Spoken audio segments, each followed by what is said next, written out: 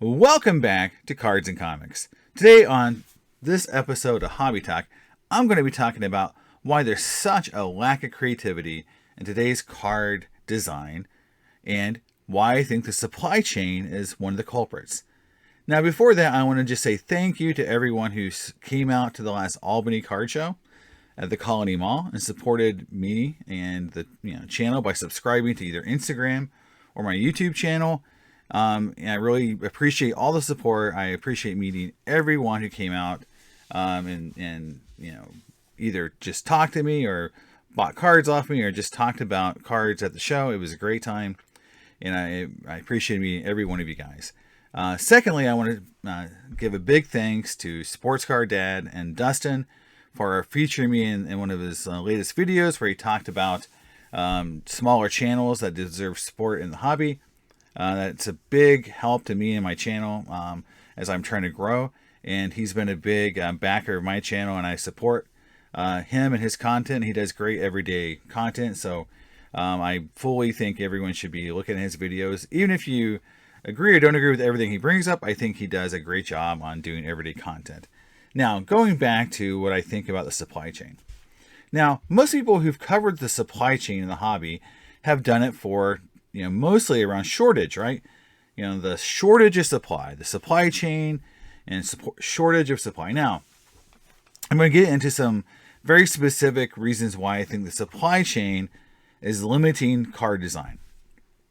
But let's get into what the supply chain, is most commonly accused of, which is not having enough materials to do things like make cards. Lack of cardboard, lack of materials, backed up printing presses, and it's been covered in many, many articles, on Google. And even if you go to an article like this one that was in Cardlines, it talks about top loaders, and it goes into paper problems and the delay of releases. And so this is the narrative around the supply chain that's been really published out there in YouTube videos and online in different sports card related forums, blogs. And I think the bigger issue for me is that knowing what I know about manufacturing, I've worked in manufacturing as a product developer for 20 plus years, and so I work very closely with supply chain to get my new products that I create developed and into the market, right? So that means I have to know, the availability of materials, the cost of materials, the cost of the finished good that I'm creating, how to get it into market. So I work with manufacturers, so either third parties I go to for manufacturing or my own internal plants. So I have to work with supply chain, I have to work with logistics, I have to work with sourcing, I have to work with those folks whose job it is to make sure that the materials I need to create my new products is available, right? So when you develop new things, you have to ensure that those new things are feasible to be made and that it can be done at a scale that is economical.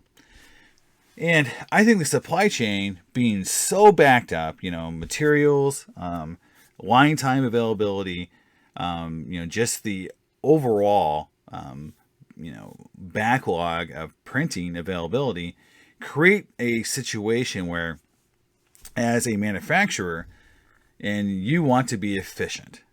So the first thing I'm going to tell, if I was going to run a factory, I would tell the manufacturers like, hey, don't change the materials very often.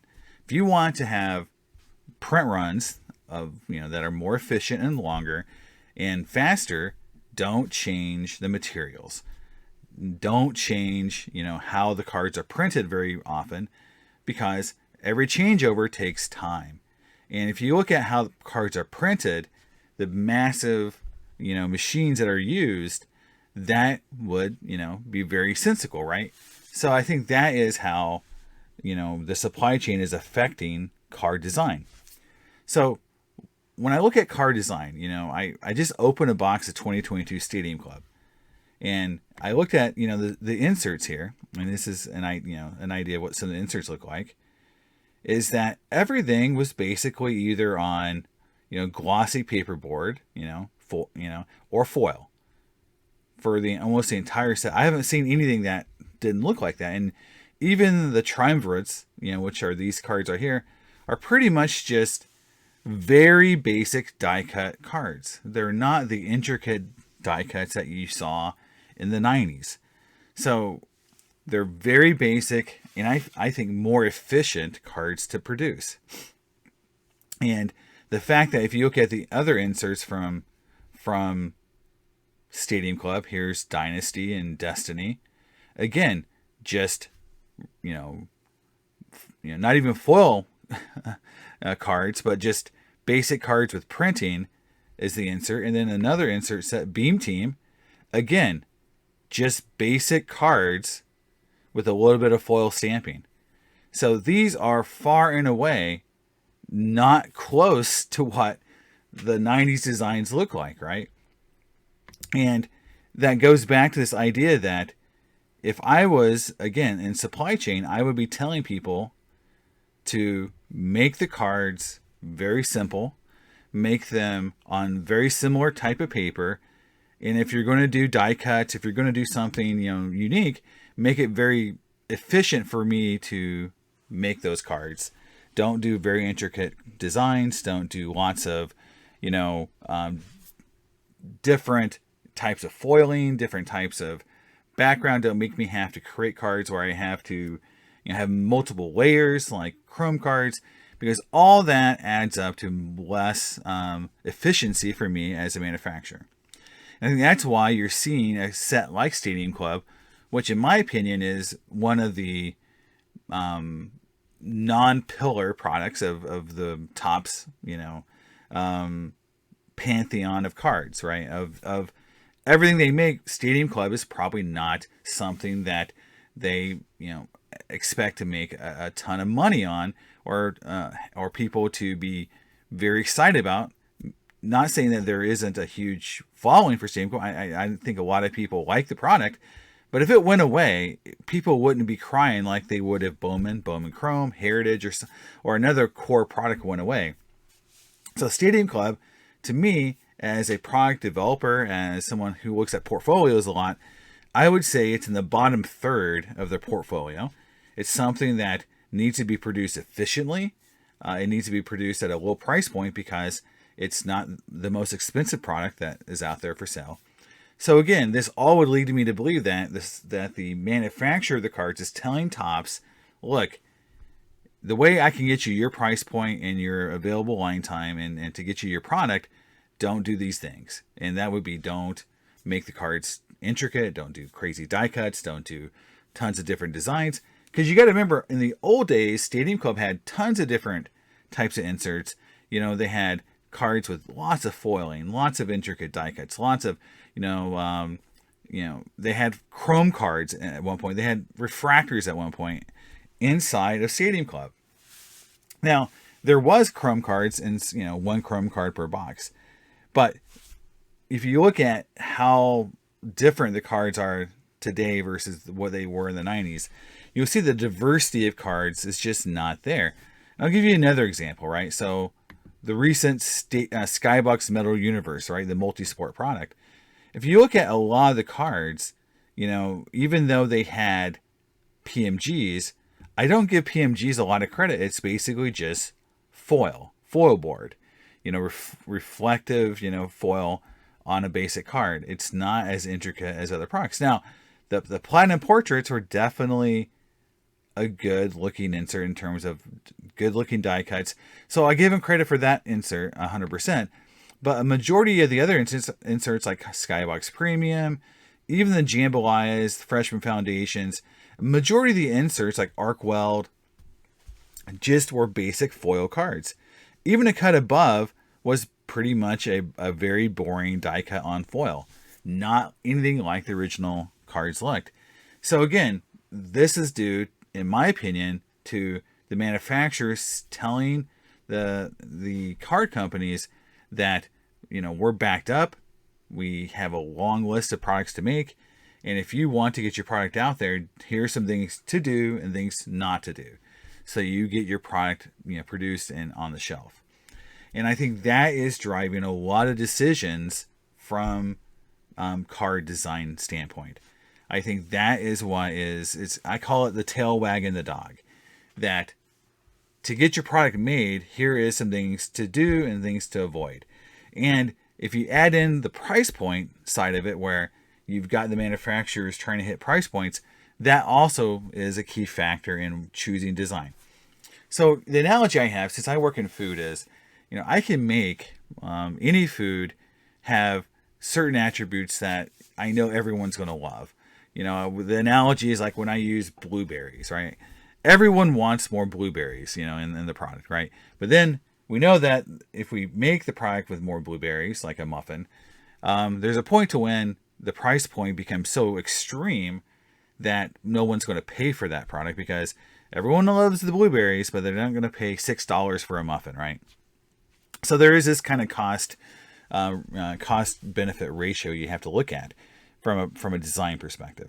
So that makes design of the product, have to fit the price point that you're shooting for. And I believe that the supply chain, the manufacturers, have a lot of say into product design today. They are dictating some of the things that the manufacturers are doing. Because believe me, if I was working, at a card manufacturer like I do with food, and the manufacturer saying you can have any die cut you wanted, any foil, any chrome, any refractory design you want, it's all the same price. I'm going to want the most crazy looking cool cards I can possibly get, because I know that's going to drive consumer interest. It's going to drive product sales. So by having these very mundane designs, these very plain designs, I go back to the Beam Team design in Stadium Club. That Topps, if they could get this card to be a reflective foil, something that's very much more similar to what it was like in the 90s, they would do that.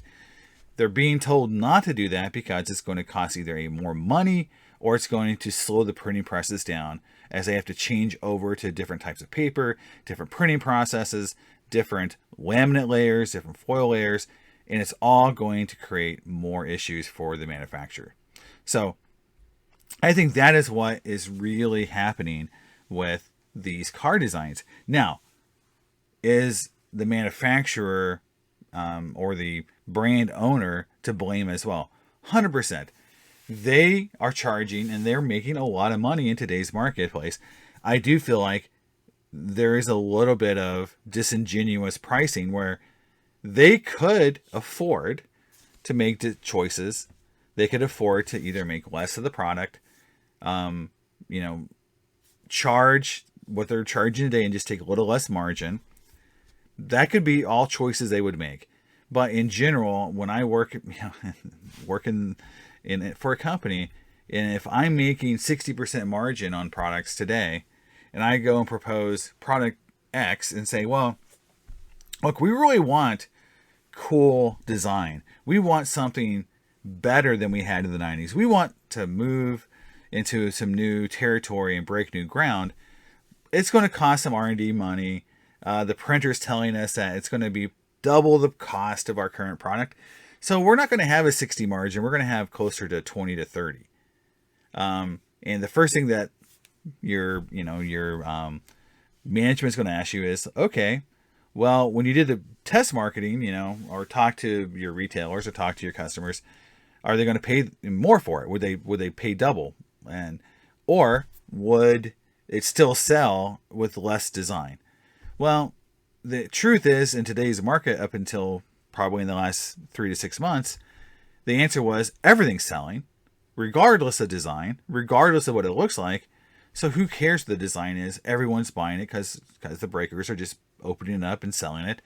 So why would management say, go ahead and make the product more expensive? Go ahead and do those crazy designs. Go ahead and make the value better. They're going to say, look, take the money. Don't put all that effort into it. Don't break new ground. Don't go to R&D and have them create new designs that no one's seen before, because we don't need that. So hopefully, as the supply chain catches up, the printers actually need more work because they're not running 24/7. As that occurs, along with products sitting on shelf, the design of the product, like I think that this 2021 Skybox Mail Champion Universe is probably one of the worst design products ever made for the price point. As that product sits on the shelf and sits on ePack, it's going to maybe make these companies realize they need to put more effort, more cost into this design side of it so that we get better products. But that's only going to happen if, if supply chain catches up along with products sitting and not selling because people just don't like the product. So I think that's where we're at. I think that's going to improve card design. I think that's going to be how we get, better products. But again, if everything sells through, nothing's going to change. People are just going to make minimum effort products. And the supply chain guys are going to love it because, hey, look, I can run the printing presses 24/7. I don't have to change much of my, on how I'm making the product. I can just keep running and running and running. I'm more efficient. I pass those savings along to the companies and everyone's happy. The only way we're going to get really, I think, better in design is if the efficiency isn't what's driving the decision making, where design, consumer input, the customer actually saying, I'm not going to accept this cheap product anymore, is how it's going to really make some changes and get us some better products. So that's my take on why I feel that the supply chain is dictating some design elements of cards today and is keeping design elements basic and simplistic as it goes. So let me know in your comments what you think, and I'll see you next time on Cards and Comics. Bye.